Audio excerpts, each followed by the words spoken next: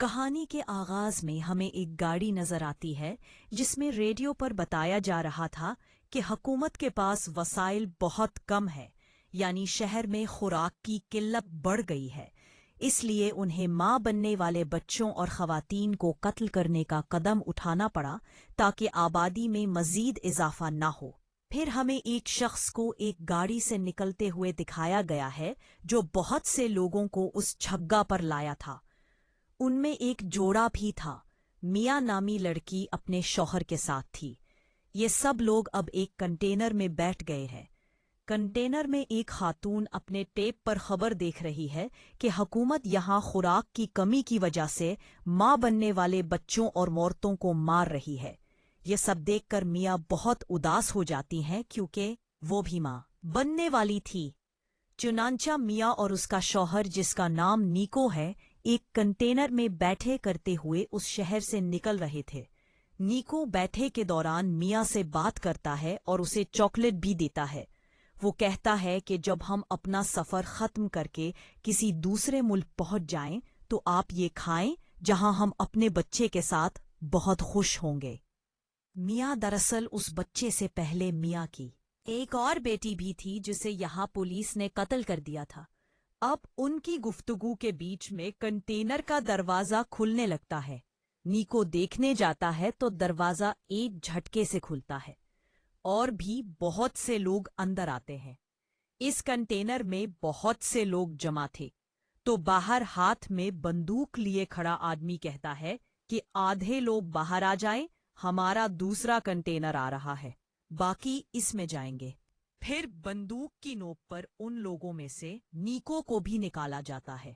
میاں نے کنٹینر کے سوراخ سے دیکھا کہ نیکو کو کنٹینر نمبر 107 میں بھیجا جا رہا تھا۔ نیکو میاں سے فون پر بات کرتا ہے۔ وہ اس سے کہتا ہے، فکر نہ کرو، ہم دونوں ایک ہی جگہ جا رہے ہیں، ہم ملیں گے۔ اس سفر کے دوران بس اپنا اور اپنے بچے کا خیال رکھنا اور اپنے آس پاس اسی پر بھروسہ مت کرنا۔ میاں کا کنٹینر چلنے لگتا ہے۔ راستے میں وہ دیکھتی ہے کہ سرکاری پولیس خواتین کو باہر اکٹھا کر رہی ہے اور ان کی پٹائی کر رہی ہے، خاص کر ان کو جو ماں بننے والی ہے۔ کچھ دیر بعد کنٹینر رک جاتا ہے۔ میاں سوراخ سے دیکھتا ہے کہ کچھ افسران نے کنٹینر کو تلاشی کے لیے روکا تھا۔ اب جب کنٹینر کھول کر چیک کیا گیا تو وہ بالکل خالی پایا۔ دراصل اس کنٹینر کے اندر چھپنے کا راز تھا، اسی لیے لوگ اس کے اندر چھپ گئے۔ جب افسر گولی چلاتا ہے تو اسے بھی احساس ہوتا ہے کہ اندر کافی جگہ خالی ہے۔ اب پولیس افسر سب سے کہتا ہے کہ دیکھو، سب باہر نکل آئیں ورنہ اسی طرح مارے جائیں گے۔ یہ سن کر میاں ڈبے کے اندر رکھے ڈبوں پر چڑھ گیا۔ پھر وہاں موجود ایک لڑکی نے بھی جان بچانے کے لیے دروازہ کھول دیا۔ جیسے ہی وہ باہر آتی ہے، افسر اس کے سر پر گولی چلاتا ہے اور پھر ایک ایک کر کے سب مارے جاتے ہیں۔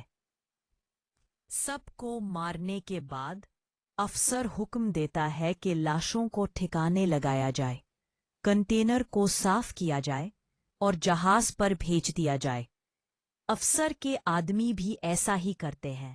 میاں جو اوپر جا کر خود کو چھپا لیا تھا، اب نیچے آ کر نیکو کو بلانے کی کوشش کرتا ہے، لیکن نیکو کا فون بھی ٹوٹ چکا تھا۔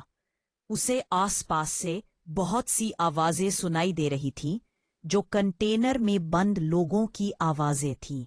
ہر کوئی مدد کے لیے چیخ رہا تھا۔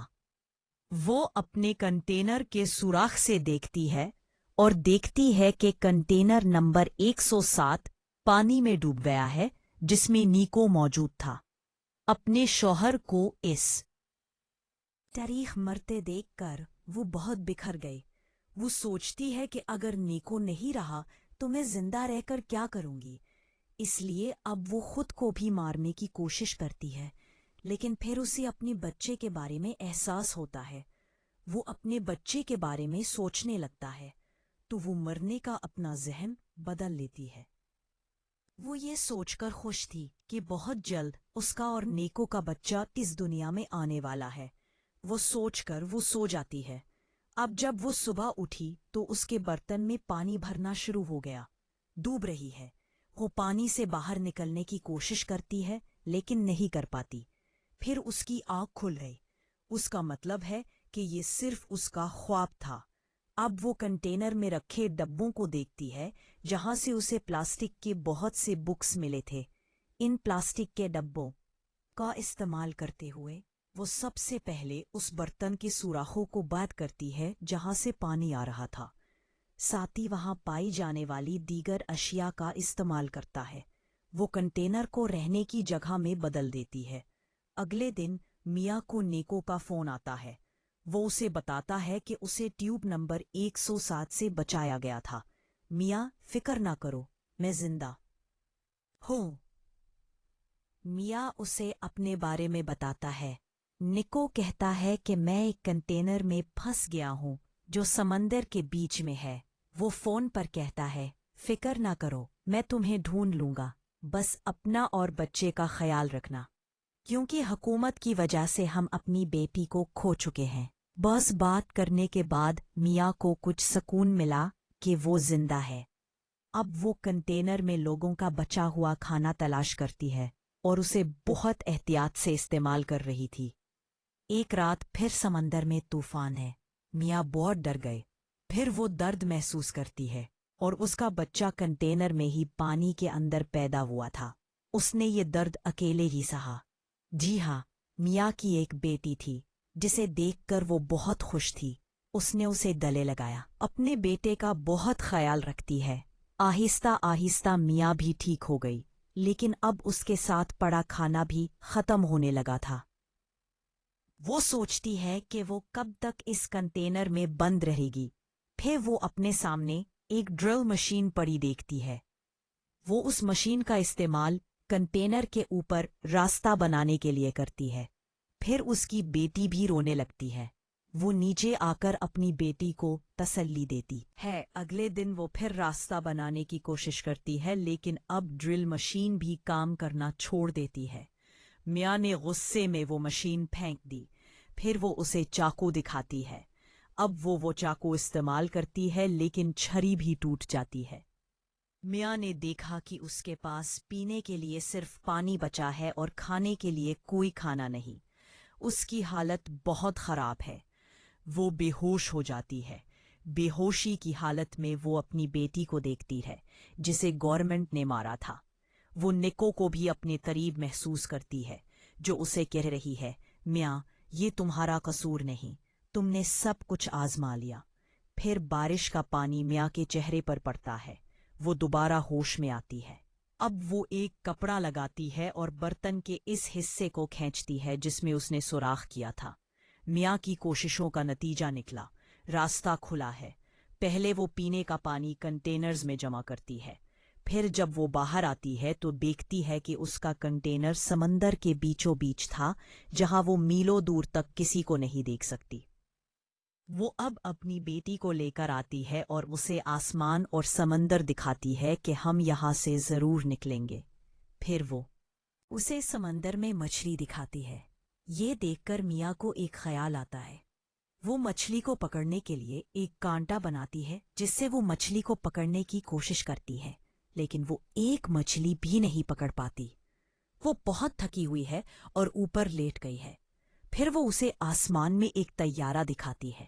اب میاں جلدی سے کنٹینر کے اندر جاتی ہے اور شیشے کا ایک ٹکڑا لاتی ہے تاکہ وہ جہاز کو اس کے عکس کے ذریعے اپنی طرف بلائے۔ سکے، لیکن جلدی میں اس کی ٹانگ میں چوٹ لگ گئی، لیکن پھر بھی وہ ہمت نہیں ہاری اور شیشے کا ایک ٹکڑا لا کر جہاز پر مارتی ہے، لیکن طیارہ جا چکا تھا۔ وہ مایوسی میں اترتی ہے اور اپنے زخموں پر پٹی باندھتی ہے۔ اس کے علاوہ اسے اپنے قریب بہت سے ایئر فون پڑے ہوئے ملتے ہیں۔ اب وہ رات بھر جاگتی رہتی ہے اور ایئر فون کی تاروں سے جال بچھاتی ہے۔ اگلی صبح وہ جال سے مکھیاں پکڑ کر اپنا پیٹ بھرتی ہے۔ وہ کئی دن اسی طرح مکھیاں پکڑ کر پیٹ بھرتی رہتی۔ اس نے مچھلی کو بھی اپنے پاس پڑے ڈبوں میں رکھا۔ وہ ہر روز اپنا نمبر لکھ کر پلاسٹک کے ڈبے میں ڈال کر پھینک دیتی تھی تاکہ کوئی اس کی مدد کو آئے۔ ایک رات اسے نیکو کا فون آتا ہے جو کہتا ہے، میاں مجھے معاف کر دو، मैं तुम्हें बचाने नहीं आ सका। हमारा कंटेनर पुलिस ने कब्जे में ले लिया है। मुझे गोली मार दी गई है। मिया कहती है, निको हमारी एक बेटी है जो बिल्कुल आप जैसी है।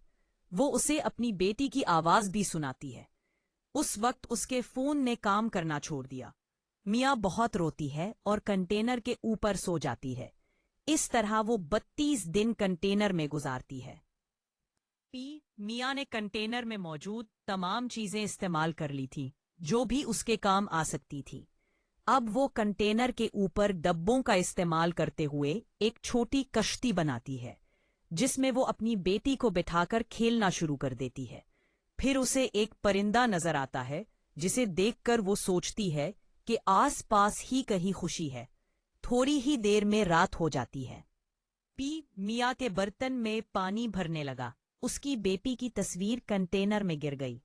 मिया उसे लेने गई तो उसका पांव रस्सी में फंस गया। फिर उसकी बेटी की छोटी कश्ती पानी में तैरती चली गई। मिया किसी तरह अपना पांव छुड़ाकर बाहर निकल आती है, लेकिन अब वो अपनी बेटी को कहीं नहीं देख सकती।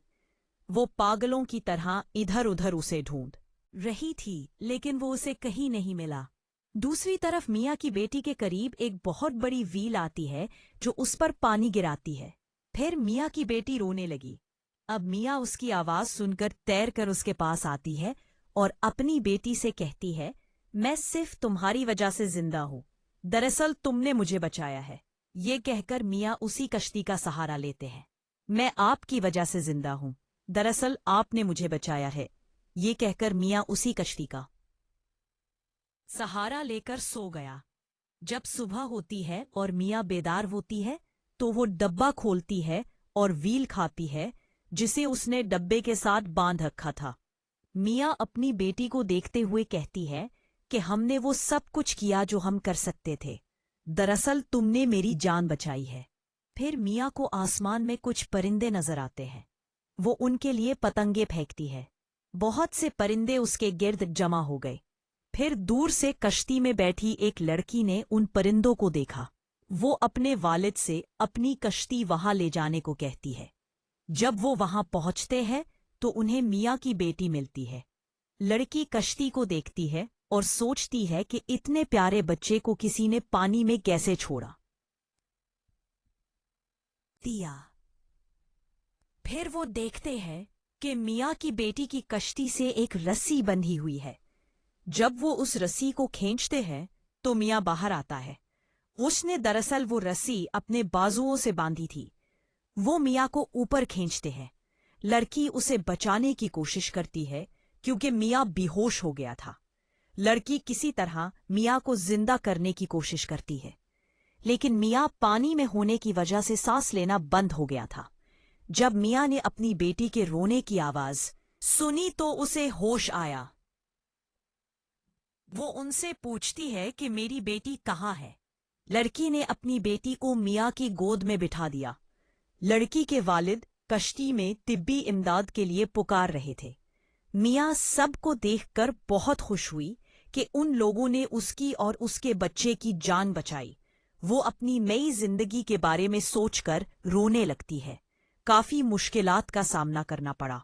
आखिरकार उसने अपनी बेटी की जान बचाई। मां बनने की ताकत ने उसे वो काम कर दिखाया जिसके बारे में उसने कभी सोचा भी नहीं था।